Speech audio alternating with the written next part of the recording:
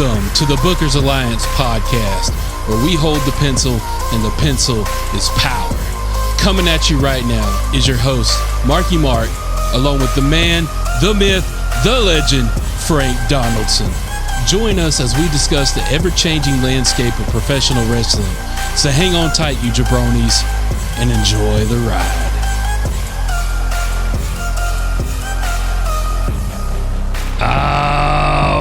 Welcome in, everybody. Thank you for joining today's episode of the Bookers Alliance podcast. Come on into the house. Bring yourself up a ringside seat. Get popcorn, get your sodas, get your whiskey, get everything you need. You also might want to get a tarp because we're talking about hardcore wrestling. Yeah, it's about to get gross in here today. So, I mean, yeah, like you said, get your barf bags, get your chair shots, get your towels to clean up behind you. Because, safety glasses. Yeah, this conversation is going to get messy. Yeah, so we got to talk about some things regarding hardcore wrestling and is it still relevant? But we got to talk about our sponsor first. Yeah, I definitely got to dap up the sponsor now. Sponsor Basil Hayden is today's sponsor.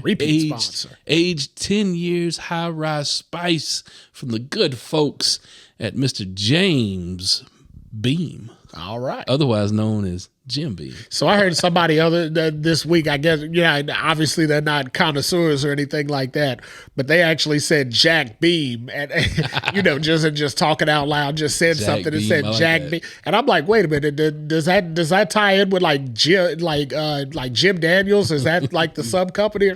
That was weird to hear. But yeah, Jack Beam. So, the bartender's 4 friends, right? Okay. Jack, Jim, George, and Jose. George, help me out with George. George Dickel. Help me out with George Dickel. You ain't been in the South long enough, sir. George Dickel. Yeah, you ain't been in the South long enough. Y'all Southern boys out there, y'all know what George is. Well, unfortunately, you're right. I haven't been in the South long enough, and I know we keep this podcast away from like politics and all that kind of stuff, but I'm not putting anything named Dickel in my mouth. So we're gonna go ahead and move right past that drink. Bartender needs to find a new sauce. We're gonna cheers to that, sir.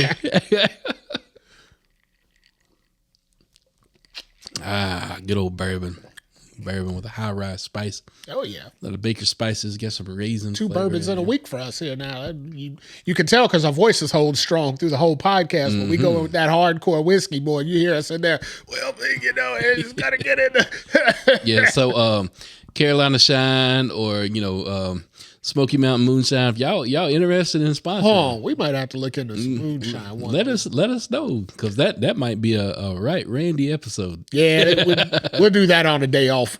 So we'll do that on a during the week episode. We'll do that on a live. That might be a day drinking episode. Yeah, that could be a long. That could be a long one. We have to look into some stuff before we get into that. All right, before we get into, we got to talk about. A past WWE diva. She was in the Divas era. I'm interested why when you refer to that particular diva, you start off with get into. I'm trying to see the correlation of that there. I know there's one in there. So let's see who you're talking about, and I'll see how it correlates. Xavier Woods. I figured as much. I thought that's where it was going.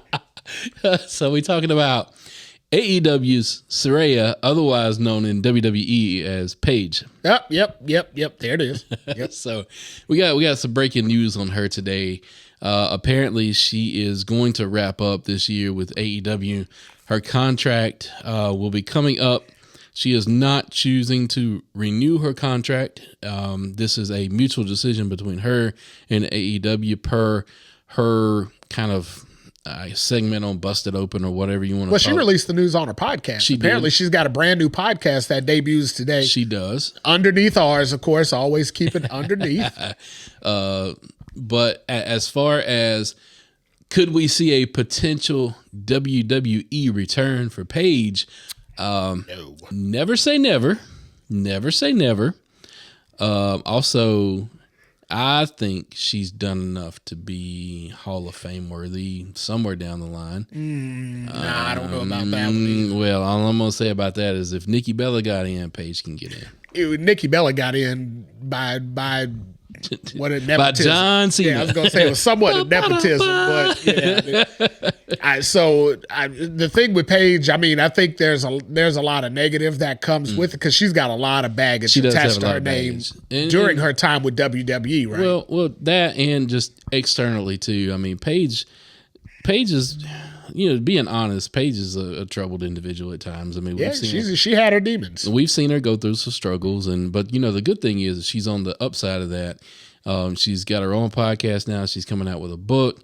Apparently, she's got some kind of movie role that she's excited about. So, I mean, yeah, she's definitely doing the right thing. But I mean, she just during her time in WWE, I mean, that kind of left a dark mark on there. Then, of course, going out with injury where they said they didn't want her to work again, her leaving to go work somewhere else. I don't know. It just feels like all of it together is a cauldron of mess that WWE is probably going to want to keep their feet out of for quite a while. I don't know. I think me and you are going to differ on that opinion. I think if anything, WWE right now it's that place where the possibilities are endless. It's open. I think that if CM Punk of all people could go back and they would welcome him back with open arms, I think anybody can return. Oh, yeah. So I'm not saying she couldn't have a role in the company. I just don't see it being in the ring. So I think, and if you heard her interview, for anybody out there that heard her interview with Busted Open, she said the reason that she left AEW was because she didn't see a place for her there anymore. Right. She said she went to AEW to kind of develop a growing brand and, get some exposure. And now that that's done, she doesn't see a place for her anymore. Well, hell, there's definitely no place for her in WWE then if that's the case, because they don't need a developing brand. They don't need anybody to help break anything out. It's the same reason we don't think Mercedes can go back. I mean, there's just no spot for it right now. I don't think there's a talent spot, but I think there's a teaching spot. I think Performance Center, LFG, something like that. Paige has a lot of knowledge to share. Paige has been Yeah. I mean, she's been at this since she was, 12? Yeah, something like that. But, I mean, she's only, 30 now? I think at most 30. That's still a 20-plus year career. Yeah. She's been around it her whole life. Right. Apparently her mother wrestled with her in the womb at one point in time when, before she knew she was coming. So she's been wrestling literally her entire life plus some. So, yeah, there's a lot of knowledge there, but is she in that stage of her career to be able to go to, let's say, the Performance Center or do like an LFG or something like that and only relegate herself to that, where she might still think she has some ring left after she takes this hiatus? I think it's the external possibilities that'll be good for her. Again, though, she had a lot of potential, and she said that she did everything she wanted to do in AEW except for the Mercedes stuff. Yeah, and then the Mercedes stuff, Mercedes already had a plan while her contract's expired. Yeah. So, I mean, there really wasn't a way to fit that in. But that being said, so much talent gets squandered in the wasteland of AEW. So that's the conversation that we could be having. There could be some. There's just no purpose in having it because we've had that conversation about so many other talents. Yep. This is just yet another one that's been there for 2 years now. Yep. And I mean, never got the full potential of what she wanted to do. Now she did get her moment in the sun. Yeah. She won over in Wembley. She won a title in Wembley. So yeah, she did things, but I mean, again, what'd you just say? 20 plus years in the business, at this point, or close to it at least. And most everybody else in AEW's got half of that, especially on the women's roster. None of them, I don't even think any of them have half of that at this point, at least not the major players. So there was a lot of potential to be untapped there, and it was just missed. So it's par for the course. You sign a talent from WWE, you bring them into all this type of hoopla and all this stuff, and then they want, like you said, they just fade off into the sunset, collect big checks, and sit at home and get forgotten about. Yeah, it's the land of forgotten toys over there in AEW. I mean, hell. Unfortunately, but this ain't gonna be the last time we talk about AEW. AEW is gonna wander themselves into our main topic here. Yeah. So we got to talk about. They finally found something new newsworthy enough for us to talk about. So we got to talk about, is hardcore wrestling still relevant in the landscape of today's professional wrestling scene? So hardcore wrestling, there's 3 letters that I can give you that totally sum up hardcore wrestling? TNA? No, not TNA. No, Not TNA. Not TNA. Not even GCW? No, not even GCW. CZW? Not even CZW. I'm for a loss then. The originators. ECW. They didn't originate it now. No, BYW originated. FMW originated. BYW originated it. Backyard wrestling. Well, yeah, that's true. Those VHS tapes showing up at Blockbuster. Bar fights. Stuff like that really originated. That originated way back in the Wild West. So, I mean, that's been around for a long time. So what spurred on this conversation? So Dark Side of the Ring is back on TV. And the first episode that came out this season was about Mick Foley. And specifically Mick Foley's Hell in the Cell match. Yeah. That happened on my birthday. Oh, there you go. That was Mick Foley's love letter to me. 1998. Strangely enough, I was still in college then. I was in West Virginia when that was happening. That was my So I was about an hour away from Pittsburgh. So we went to Pittsburgh. I mean, obviously I didn't get in the event, unfortunately, but we went to Pittsburgh with one of my buddies that lived there. We went there, just to be around the aura, and we went to some bar and watched it. And I'll never forget watching that moment. Like, why am I not in that building? I mean, I was sick. Yeah, that was anybody that's a wrestling fan, y'all have seen that match. How could you have not have seen that match? However, a lot of people that get introduced to wrestling, that might be the first match they ever see. So Mick said that it is he said, he said a lot of people saw that. He said the first thing he asked them is when they say that to him is, I hope you didn't think that was, did you think that was going to be the bar? Like, did you think that was every match? Because he's like, stuff like that don't happen all the time. That's a once-in-a-lifetime deal, luckily for Mick. Yeah, so here's the thing, though. Watching that episode and looking at Mick, you had messaged me and you was like, man, that's a sad ending. Yeah. And it was a sad ending because what Mick went through and the toll that it took on his family, in those moments, Mick didn't see that. No. Mick didn't see those moments that his son and daughter and wife were going through. But what Mick saw was his moment in the sun to go out there, show out, and put his name in the annals of Professional Wrestling Hall of Fame. Yeah, absolutely. That's kind of where Mick was going with it. He admitted in this episode, I was looking for the spot. I was chasing the fact of what I'm going to do in this match will live forever. Absolutely. Well, think about Mick Foley for a second. I mean, they didn't talk about it in the episode, but we know Mick Foley. I mean, we've been watching him for Mick Foley. The one of the benchmark moments in his wrestling career was watching Jimmy Superfly Snuka jump off the top of the cage on and just doing a Superfly splash. Yep. And Mick, we've got home video of him jumping off a roof onto a cheap mattress, trying to emulate that one moment because that moment meant so much to him.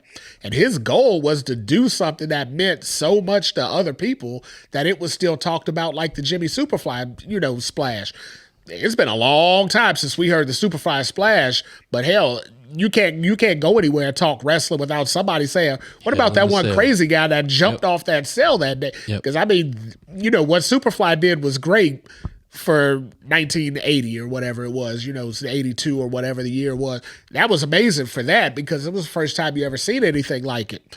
What Mick did, you're never going to see again. I mean, thankfully, you'll never see anything that crazy again because that was a lot of danger. That was a lot. I mean, even, they mentioned it in the documentary. Had he been an inch or two wrong on either side, that could have been fatal. Had he missed the table and landed on the concrete, done. I mean, there ain't no getting up from that. Had he overshot the table and went into the barricade or, God forbid, the fans, who knows what could have came out of that. So something like that being done, it's a once in a lifetime, so you better have enjoyed it when you got it because you can't get it again. So the two spots, if you haven't seen the match, if you haven't seen the match, first of all, turn off the podcast. Go watch it. Right, because there ain't no point in you listening to us no more because, hell, we're talking about something that you don't really have interest in. So the two spots in that match, though, was the being thrown off the cell and then being thrown through the cell, which, to hear Mick call it,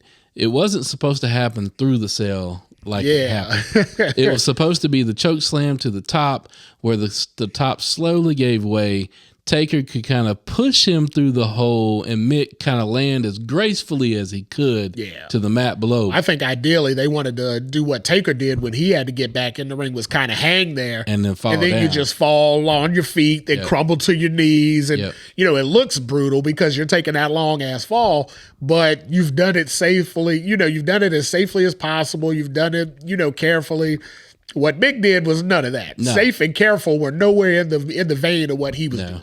And then the chair following him down, hitting him in the face, tooth being knocked out through his nose. I mean, just some crazy stuff that went down in that Hell in a Cell match. But listening to Mick and listening to his family kind of describe that, and, you know, being a family man myself, knowing what his kids went through, seeing their dad do that, and then listening to Mick and Noel talk about, you know, they went to go see the WWE archives, went in there, saw the Hell in the Cell, Mick touching the cell and actually crying. Yeah. I think Mick realized, like, crap, I came real close. I mean, that's facing your mortality right there. I think at that point, close. Mick realized, you know, what I took from that, when he touched the cage and started crying, I feel like he touched the cage and started crying because he was thinking that cage, because as much as it made him a household name, whatever that cage didn't do to him saved his life that night. Because had anything else went, like you said, a hair to the left, a hair to the right, one thing changed other than what happened, we may not have Mick anymore. Mick could have been Owen Hart before Owen Hart was Owen Hart. Yeah. So, you know, I think at that point he realized it, and just looking at it, and probably, you know, taking in the whole aspect of it 30 years later, he probably just realized, like, oh my God, what in the world was I thinking? Now let's go take a history lesson. Let's go a little bit further back. Let's go a little bit back to the mid-'90s. Since this happened in 98, let's go a little further back. Mid-'90s, ECW started to hit its heyday. ECW was a passion of wrestling that I found, because it was almost like a part of wrestling that you were watching, but you really knew you weren't supposed to be watching that. That's the nicest way I've ever heard of ECW referred to in my life. So me, who wasn't that hardcore fan of ECW, who only caught it on the fly because, you know, obviously wrestling, so I knew it existed, so I would catch what I could of it, but I wasn't going out of my way to watch it. For me, when I would watch it, though, all I could come out of is that batshit crazy right there. I mean, these dudes are wild, and they have lost some of their marbles, and they are going for it. So from the barbed wire ring rope match between between Terry Funk and Sabu, where both of them were wrapped up in the barbed wire so much by the end of that match that they physically had to bring in cutters and cut the barbed wire off of them. They were wrapped up so hard in that barbed wire. To the matches where New Jack would just eviscerate people through tables, and not just one table. Like, he would stack 6, 7, 8 tables on top of each other. So I got my own opinion. So I watched the Dark Side about New Jack and saw, you know, just the brutality that he did for the purpose of doing it. So I mean, you know, God rest his soul, he ain't with us no more. But had I ever wrestled New Jack back in that day,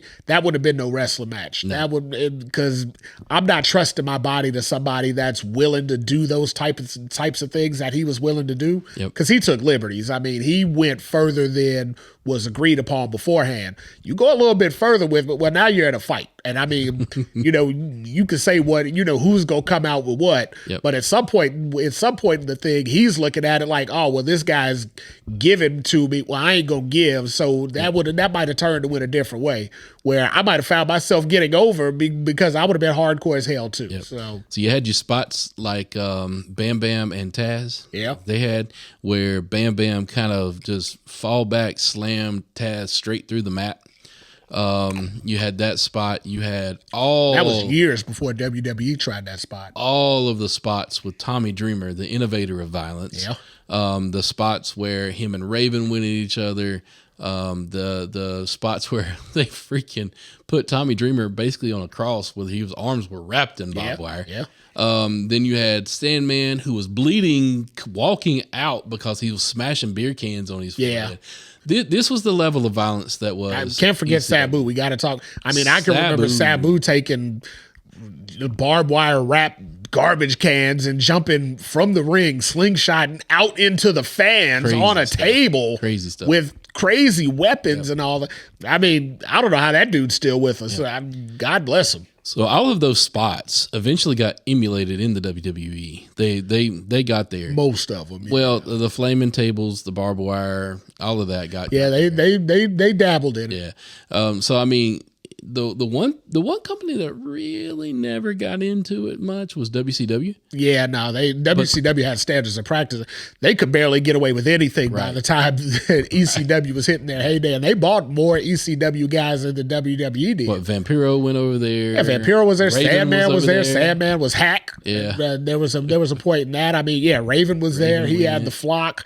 A lot of different guys. Mike Awesome, he was the champion. And Shane he went Douglas over there. even went over. Yeah, Shane Douglas went there. I mean, a lot of ECW guys made their way to WCW, and it just didn't translate there. Yep. There was no way on being on TBS or the Turner Network that they were going to pull off that craziness that they were doing at 12:05 a.m. in the morning on whatever channel they were on back in ECW. So now let's take a moment and go one step back in history further.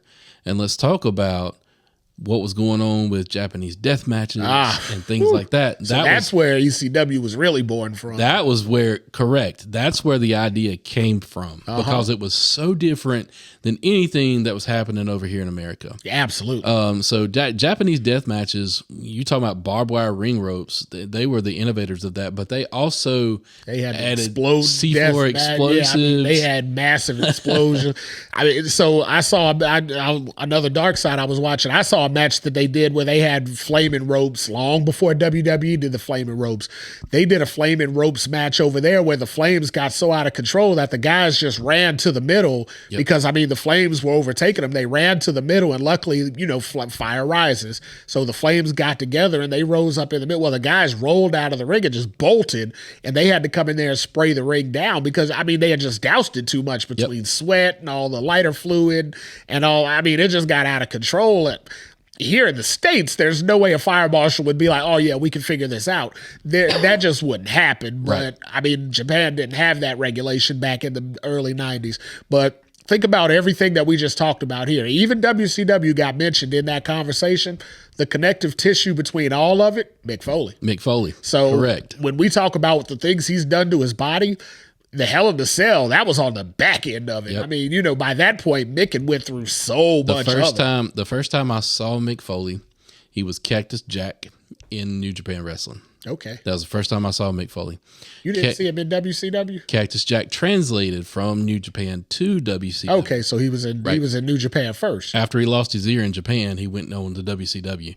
So he lost his ear in like '94. He had been in WCW because he had that wrestling match with Vader. Vader's the guy who took his ear. But in WCW, they were like, no, we can't. You can't be doing this here because he was trying to take the spots on the concrete and stuff like that in WCW. He did. He took some. Yeah. So that's where I first saw Cactus Jack, and Cactus Jack's Mick Foley. Also, do love Mick Foley. Yeah. Mankind, Mick Foley. Yep. A lot of personalities in that man. Yeah, a lot of even way before back in the '80s in WWE, he was Jack Foley. Yep. So why not, right? So now we're talking about Mick Foley, but now let's progress to the here and now, where we want to talk about, does this type of wrestling still hold a place in today's wrestling landscape? And what I want to start off the conversation with, there is a modern day Mick Foley. Yeah. His name is Jon Moxley. Yeah. This dude will take any kind of bump. He will work to get the moment, get the pop, get the memory from the match. Mm-hmm. Recent case in point was the spot where he just took a freaking suplex on Edge's weapon called Spike, which is a cricket bat with 10 penny nails, basically, looked like a hairbrush spread around the top of this bat. For those of you that saw it, you know how gory this was. Yeah. He takes the spot, and when he takes it, I think he took it harder than what he thought it was going to be. Yeah. I think he intended to roll through it, but he planted on it, and it stuck in him. Boy, did it! So much to the point where They couldn't pull the damn thing out of his back. I mean, the ref was trying to pull it out, wasn't happening. They had to bring in what's the Yuji or what's his name? Oh, Wheeler Yuta. Yeah, they had to bring in Yuta. Yuta was, I mean, he was pulling it. He was pulling it, and more of John's back was coming than damn it was letting go, and that was looking kind of. I'm pretty sure somebody at TNT was like, nope. Pull it, stop, cut this out, because they had to fan away from it, as it was finishing. But the more they pulled, the more I saw skin stretch back. Yeah, I didn't see give at all. Yep. So this spot, it got Wheeler Yuta saved the spot actually, because Moxley was supposed to get up from that roll to the outside and take the table bump. Yeah. But if you watch real close, while Yuta's trying to pull it out of his back, Mox looks over and tells him, go take the spot. Yeah, because there was no way Mox was doing it. So Wheeler Yuta goes out there and takes the spot from Edge, which gives the ref time to actually focus. Yeah, figure it out on and how to get that out of his back, because Mox still had to win the match. Yeah, right. With the way the match was going in, I mean, they still had to figure out a way to get there. Right. So... but this ain't the first thing that Mox has done. Mox, I mean, look, even in the Shield, we all knew Mox was way different than he was the lunatic fringe. They didn't make that name up. That name made him up. It was way different, and his psychology of wrestling is that New Japan style. It's the hey, yes, we know this is predetermined. We know this is all worked out. Yeah. But still, there's something that in the New Japan, it's called the spirit of the fight. Okay. And it's, in America, they call it laying it in. So in New Japan, laying it in is real. And it's like, spirit of the fight means if I'm going to bust you open, you're not blading. Yeah, no, we can figure this out. You're going the hard way. Yeah, we know how to do this over here. And so over there in Japan, Mox, that style that he has, and you can kind of see why he really didn't work out in the WWE. Yeah, because he wanted to go to lengths that they weren't ready. Think about it. When Mox started breaking out on his own, the first person that he quote unquote challenged was Mick Foley, and Mick was willing to do some work with him to get him over. And WWE was just like, no, when you're not getting in the ring no more, you're done. And unfortunately for Mick, because Mick was willing, he was, they were on social media, they were delving into each other a little bit to get an angle started, and WWE just pulled the plug on it. They're like, yeah, no, Mick's not getting in the ring again. It's not happening. You figure it out with somebody else. So look at who Mox is dancing with right now in AEW. Who also danced with Mick? Yeah. WrestleMania 22. I was in the building for that. Yeah. I remember the craziness of that. So yeah, they got the right two guys together. Which leads me back to the original point where you said, is there a place for this type of wrestling in today's society? Right. In typical today's society, no. But that instance that, what we're just talking about here, that put more views on AEW than they've had in the last 2 years. More people downloaded that clip or rewatched that clip on social media and things like that than have watched anything in AEW in months. Which goes to say there may not be a place for it, but there's definitely a thirst for it. There's fans out there that really want that kind of hardcore stuff, and if Mox is going to give it to them and is going to get eyes on the business, they might have to put some guardrails on it, but they need to lean into it. So I kind of see where you're standing. You're telling me that there is a place. There's a certain section of fans. I don't ever want to see that again, right? Like I don't want to see somebody. I don't want to see a knife go in somebody's belly and they can't get it out without the guy bleeding like a stuffed pig, right? Right. That's probably too far for me. That spot they did on Mox's back, that was probably a little too far for me, right? Now, granted, I'd never seen it before, so it was brand new to me.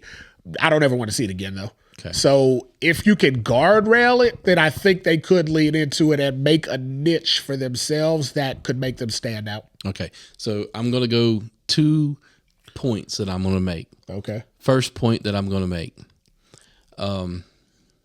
in the words of Stone Cold Steve Austin, oh, hell yeah, there's still a place for it. Okay. There's always been a place for it. In any combat sport, there is the violence aspect of it that you want to see. Yeah. Just like NASCAR. You want to see the car crash. Yeah. F1, you want to see that little bitty rocket that person strapped them to fly through the air. Yeah. Bull riding. You want to see that cowboy get the shit knocked out of him by that bull. Yeah. It's how we're built. It's been like that for ages, going back to the Roman Colosseum and before that. Okay. So yes, there is a place for it. Second point, you have a valid point, a valid concern, putting guardrails around it. My stance on that is no, that's bullshit. And here's why. Putting guardrails around it is one thing. Telling a man you can do this, but you can't do that, and that being agreed to before the match starts.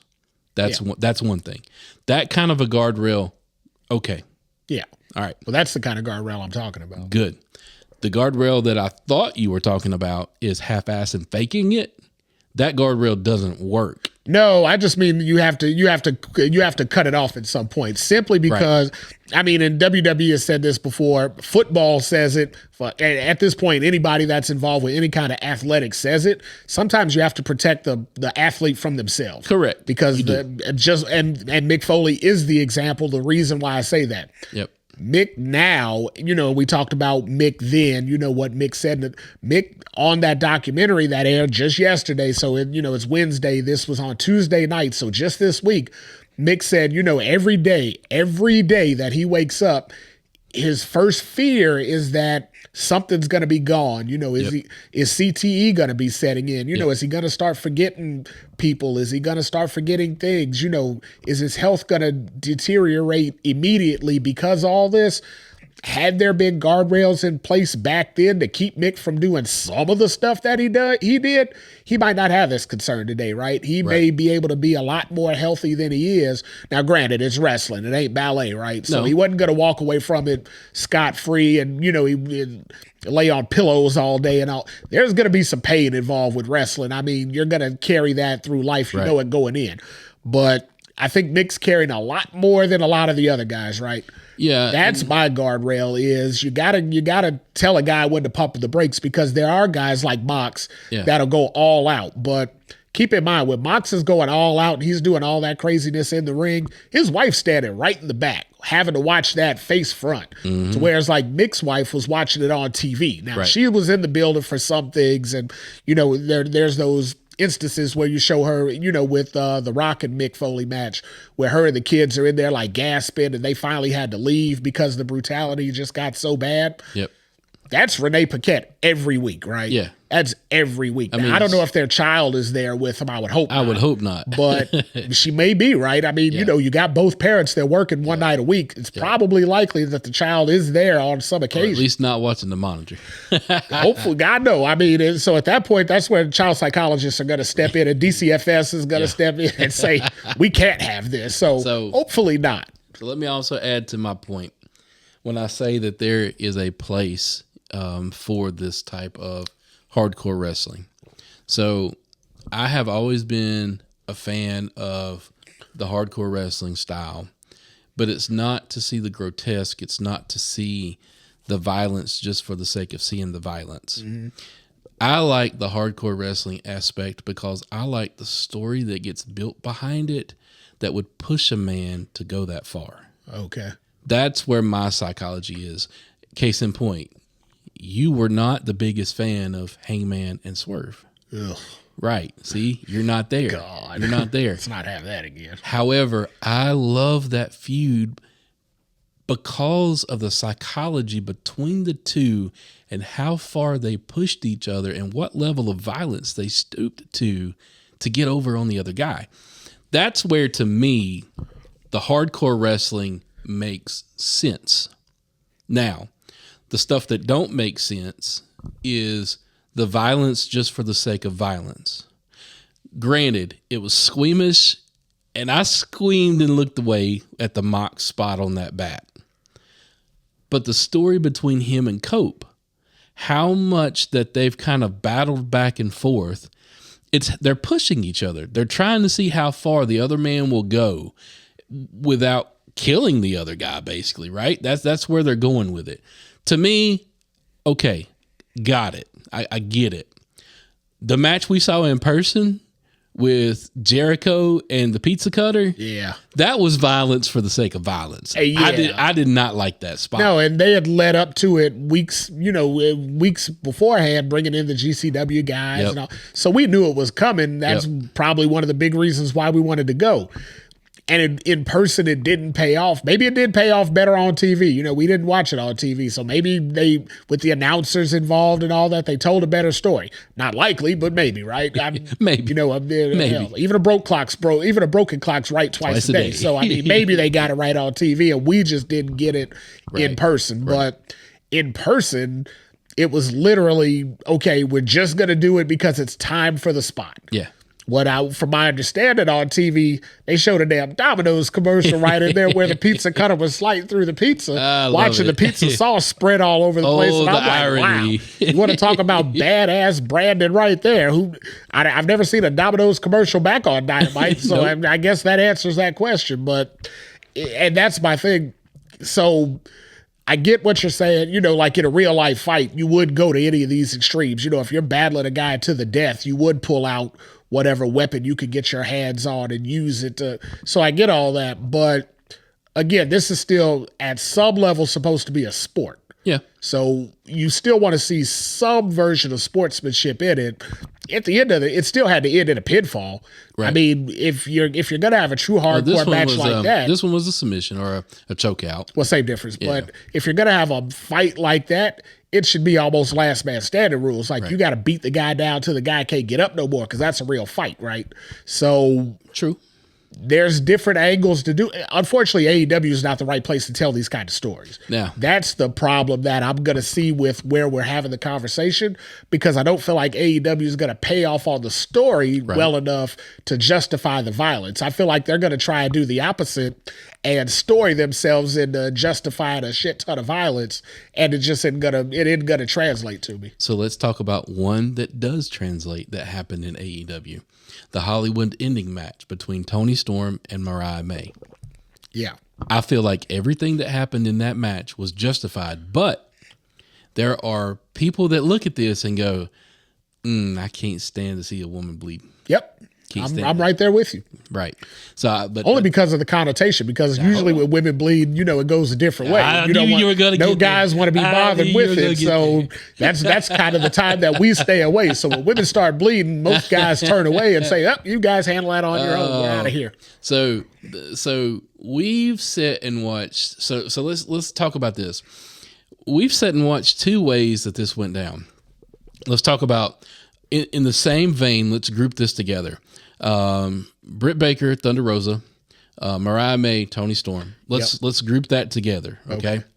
But now let's talk about what we watched once upon a time when Bare Knuckle Fighting Championship first started. Gross. When those women got in that, and they don't do a cage. Theirs is like a ring. It's not even an octagon. It's a circle. Yeah. So when they got in there, that Bare Knuckle Fighting Championship, now it's evolved a little bit since it started, but it's still the same. I could not watch those two ladies past the first or second round. It got very grotesque. Yeah. But it was almost like, and this is where the weird professional wrestling fan angle comes in. You see it happen in professional wrestling. It's real. Whether they bladed or they got there the hard way, the blood's real, right? It happened. Right. I'm sure it hurts. Yeah.